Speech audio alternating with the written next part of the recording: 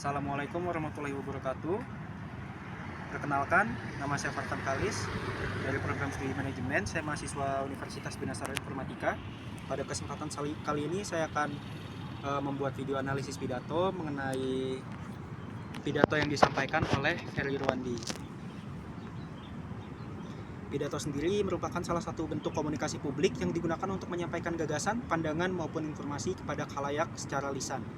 Dalam praktiknya, efektivitas sebuah pidato tidak hanya ditentukan oleh substansi materi yang disampaikan, tetapi juga oleh penggunaan bahasa yang mampu menjembatani pesan pembicara dengan pemahaman audiens. Oleh sebab itu, analisis terhadap aspek kebahasaan menjadi penting untuk mengetahui bagaimana bahasa dimanfaatkan sebagai sarana penyampaian gagasan secara efektif. Pada bagian pendahuluan ini, analisis ini menjelaskan bahwa pidato yang disampaikan oleh Ferry Irwandi mengangkat isu mengenai pentingnya produktivitas dan inovasi dalam mendukung pertumbuhan ekonomi suatu bangsa.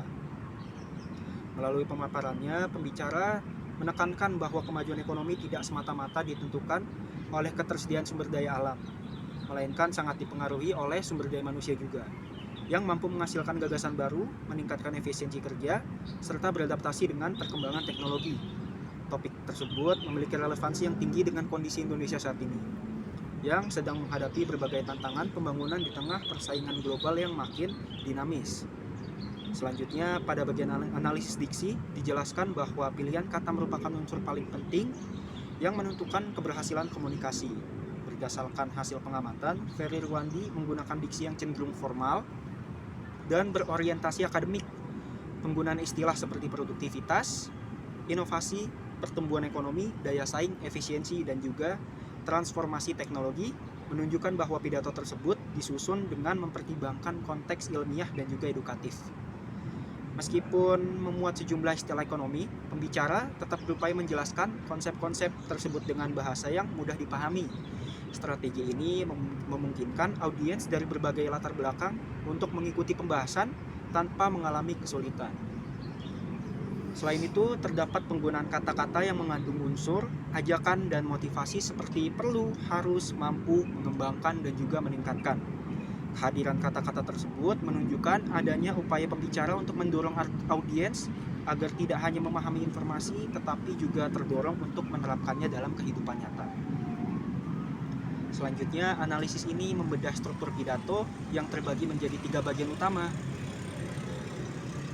Pada bagian pembukaan, pembicara menyampaikan salam penghormatan sekaligus memperkenalkan pokok persoalan dengan mengaitkan tema pada kondisi pembangunan ekonomi yang sedang dihadapi masyarakat.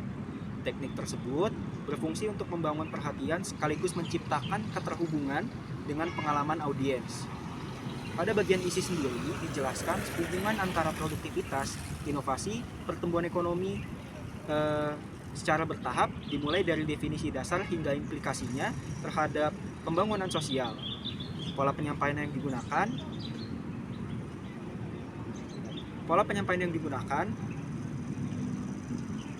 menunjukkan alur berpikir yang sistematis dan logis sehingga membentuk hubungan sebab akibat yang mudah dipahami. Sementara pada bagian penutup, pembicara kembali menegaskan pokok gagasan, memberikan rangkuman, serta memberikan dorongan kepada masyarakat, khususnya generasi muda, untuk meningkatkan kapasitas diri dan juga berkontribusi melalui inovasi. Kemudian, artikel analisis ini juga meneliti aspek gaya bahasa yang digunakan pembicara. Karakteristik yang menonjol adalah penggunaan bahasa yang persuasif, di mana pembicara berusaha mempengaruhi pola pikir audiens mengenai pentingnya peningkatan kualitas diri dan kemampuan beradaptasi. Selain itu, terdapat ciri argumentatif yang kuat, di mana berbagai pernyataan tidak hanya berupa opini, melainkan disertai penjelasan logis dan rasional mengenai hubungan antara produktivitas dan kemajuan ekonomi.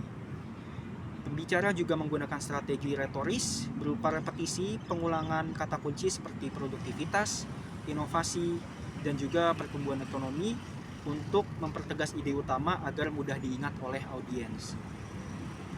Dan yang tidak kalah penting, penggunaan gaya bahasa asosiatif yang menghubungkan konsep ekonomi dengan situasi sehari-hari membuat pembahasan yang bersifat abstrak menjadi lebih konkret. Dari aspek keterpaduan sendiri, pidato ini menunjukkan tingkat kohesi dan koherensi yang sangat baik.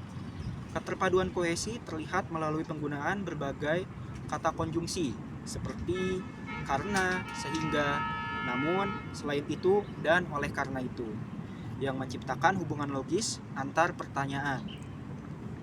Sedangkan aspek koherensi tampak dari urutan pembahasan yang tersusun secara sistematis dari konsep dasar menuju isu yang lebih luas sebelum akhirnya ditarik kesimpulan. Dan berdasarkan hasil kajian literatur dan analisis yang mendalam, pidato Ferry Irwandi ini dapat dinilai berhasil dan juga efektif dalam menyampaikan pesan kepada audiens.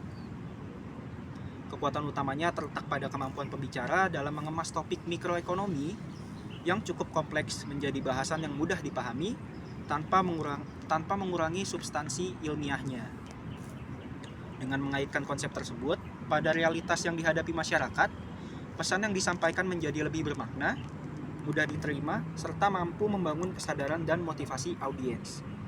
Sebagai penutup, dapat disimpulkan bahwa pidato Ferry Irwandi mengenai produktivitas dan inovasi sebagai pendorong pertumbuhan ekonomi memanfaatkan bahasa yang formal, sistematis, dan juga komunikatif. Pemilihan kata yang tepat, struktur penyampaian yang tepat, lalu serta penggunaan gaya bahasa yang persuasif dan juga argumentatif menjadi faktor utama yang mendukung efektivitas pidato tersebut.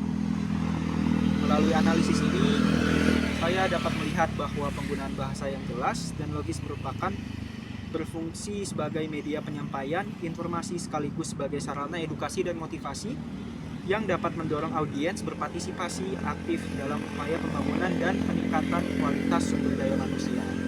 Demikian hal yang dapat saya sampaikan. Terima kasih atas perhatian dan waktu yang sudah diberikan. Wassalamualaikum warahmatullahi wabarakatuh.